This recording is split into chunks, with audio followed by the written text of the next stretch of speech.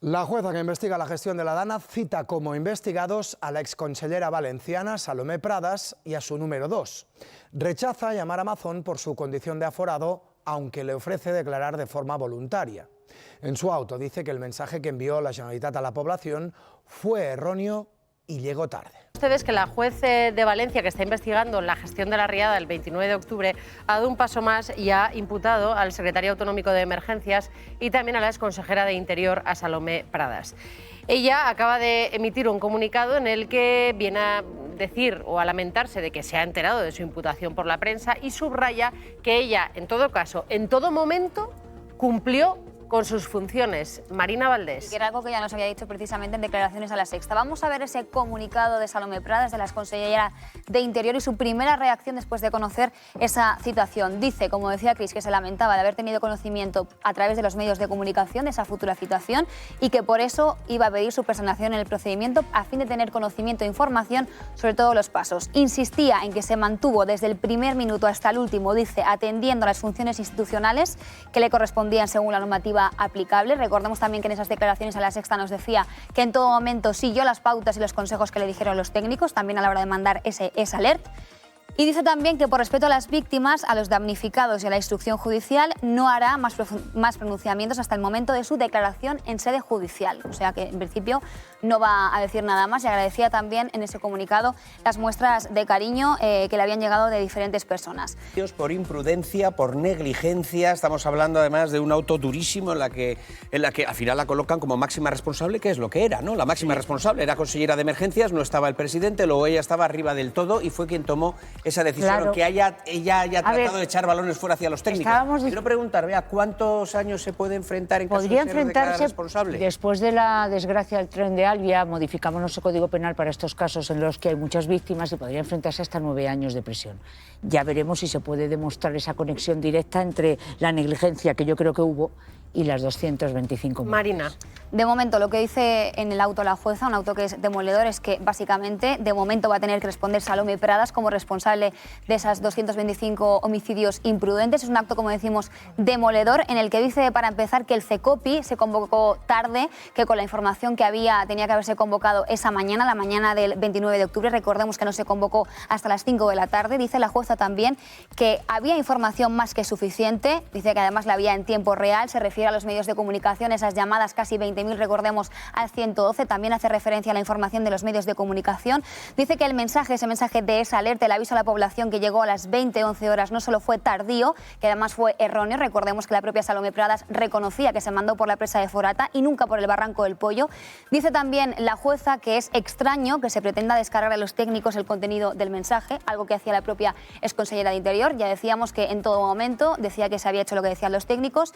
Y por último, otro destacado de ese auto, que es bastante ilustrativo, dice la jueza que el eufemismo que utiliza la Generalitat para decir que en un momento dado de esa reunión del CECOPI se reunieron únicamente de forma presencial, en referencia a esa pregunta que había hecho de si había habido algún apagón, demuestra que se apartó cuanto menos a la Confederación Hidrográfica del Júcar y que eso solo se puede entender desde el convencimiento de que la decisión era una cuestión autonómica. Es decir, que viene a decir la jueza que el hecho de reunirse únicamente presencialmente en algunos momentos y desconectar, por ejemplo, a la delegada del Gobierno es porque estaban asumiendo que la competencia era únicamente autonómica de la Generalitat. Hasta tal punto es duro el auto, que lo estábamos comentando hace unos instantes, Alfonso, lo cierto es que incluso la jueza carga contra el contenido del mensaje del SMS de alerta que llegó a los valencianos a las 8:12 minutos. Sí, dice que no puede entender ella y que tampoco lo entienden las víctimas cómo se pudo mandar un mensaje en el cual se decía que había que evitar los desplazamientos, cuando la mayoría de la gente murió en las plantas bajas de sus casas, en los garajes, en sus vehículos, que en su opinión el mensaje tenía que decir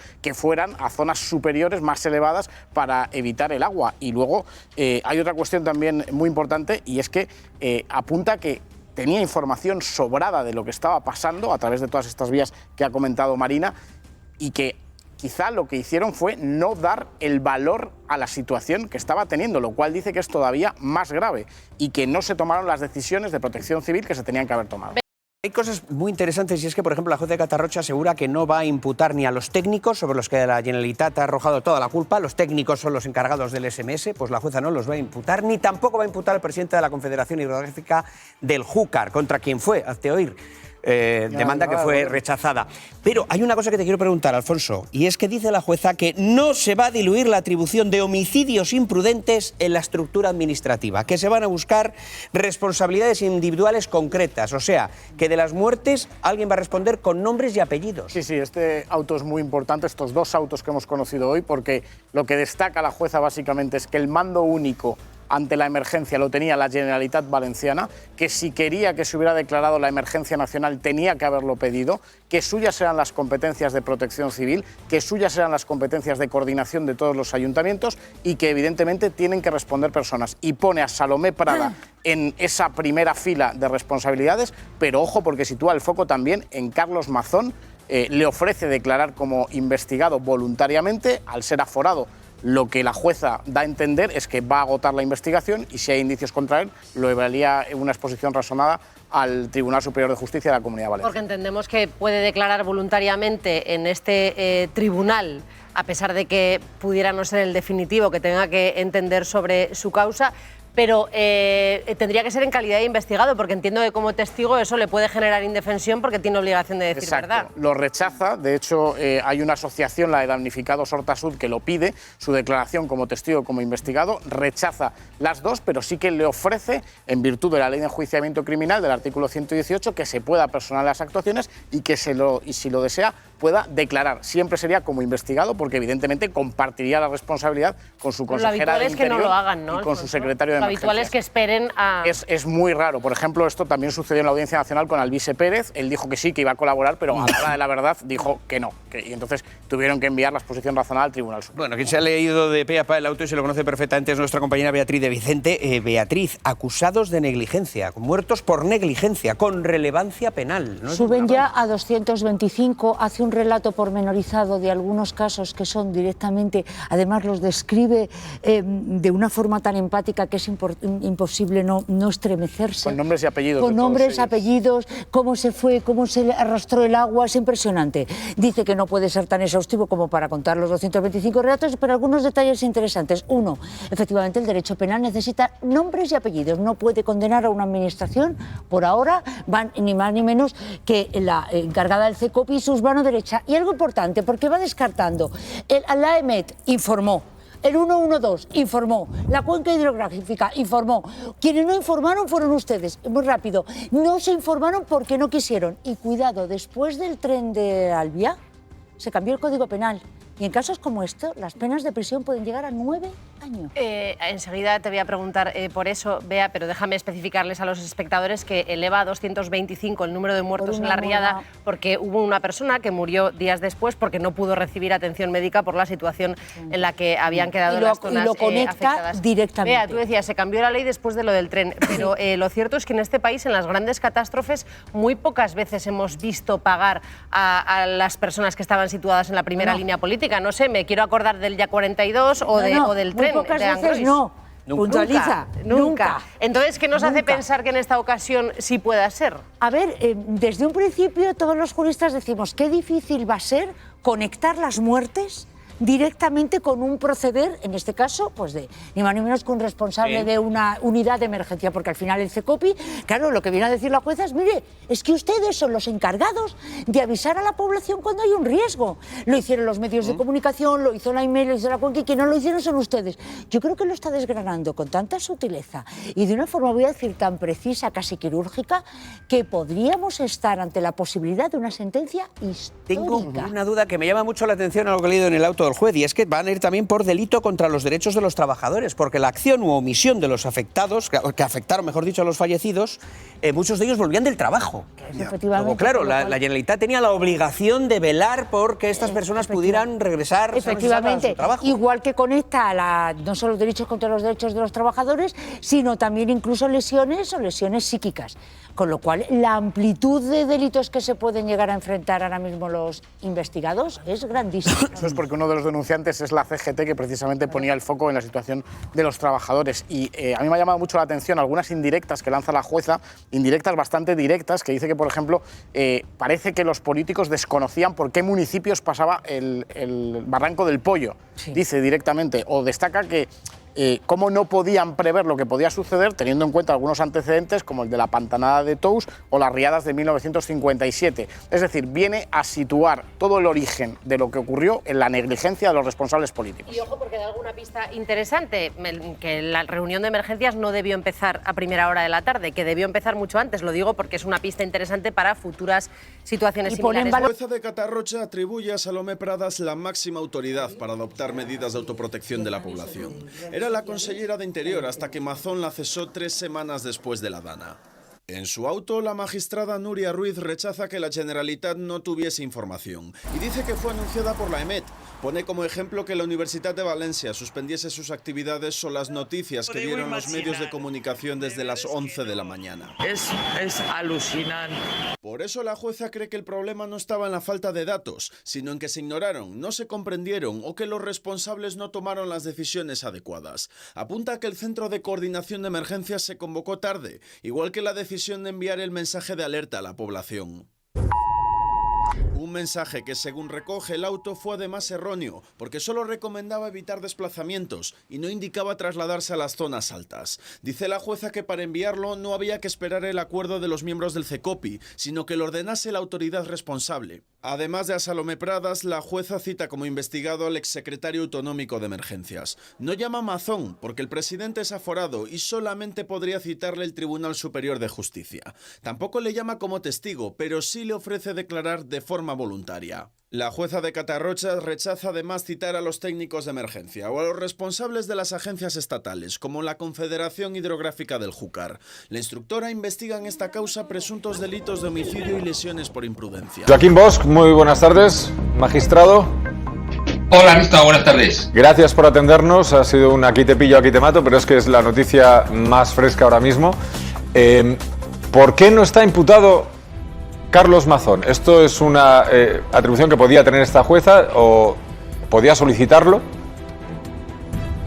De partida, la magistrada instructora de Catarrocha no puede citar como imputado, como investigado a Carlos Mazón, porque él está aforado ante el Tribunal Superior, sin perjuicio de que a partir de las diligencias que se realizan, entre ellas la declaración como investigada de la exconsellera de Emergencias, sí que podría remitir una exposición razonada al Tribunal Superior, que en este caso, en principio, tendría que asumir la causa, al menos lo referente al presidente de la Generalitat Valenciana. Pero en principio la magistrada instructora puede citar como investigada a la consellera, pero no a Mazón, aunque, como comentaba, sí que podía remitir una exposición razonada al Tribunal Superior.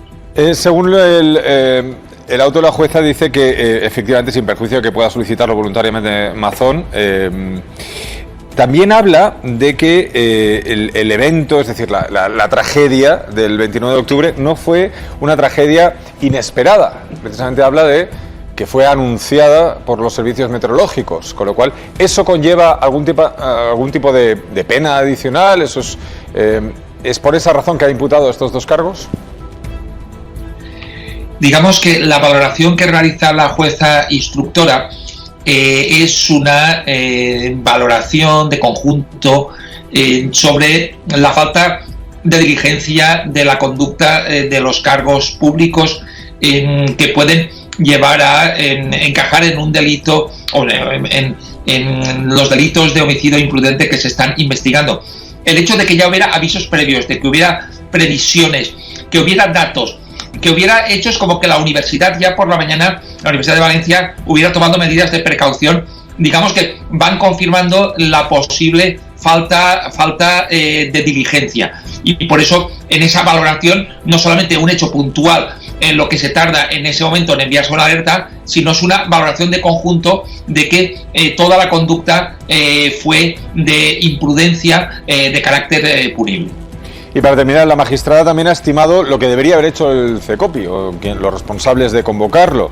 Estima que el CECOPI se debió convocar en la mañana del 29 de octubre para avisar a la población de la magnitud de la riada. ¿Esto puede agravar la situación procesal de estos dos investigados? Esa valoración va en la misma línea de lo que comentaba.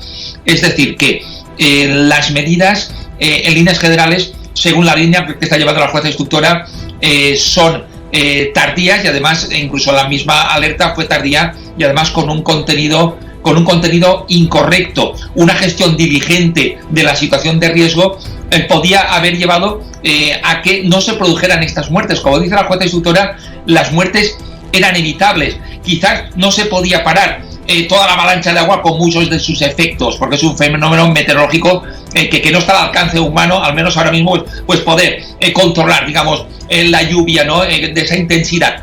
Pero sí que las personas con avisos suficientes y con una preparación logística adecuada podían haberse adoptado medidas de precaución, ¿no?, para evitar las muertes. La máxima responsable, al menos según la ley, la que tiene el mando único en principio es la consellera de emergencias y además su subordinado inmediato sería la otra persona que ha sido citada como investigada. Pero el presidente autonómico Mazón podía estar implicado si ha participado de esas decisiones. Por ello, como la magistrada no puede obligarla a citarla a declarar como coinvestigado, sí que tiene la posibilidad Mazón de declarar voluntariamente y a partir de ahí la magistrada decidiría si remite la exposición razonada o no al Tribunal Superior. El auto es demoledor y yo comparecí en el Parlamento y dije claramente que ese día a las 8 de la mañana ya había un aviso rojo que llevaba consigo el que estábamos ante una situación en la que se pedía fundamentalmente que se evitara desplazamiento, que la situación podía ser, como finalmente fue, catastrófica, ¿no? Pero en cualquier caso, con respecto a las investigaciones judiciales, respeto y que se haga lo que en este caso la autoridad judicial considere.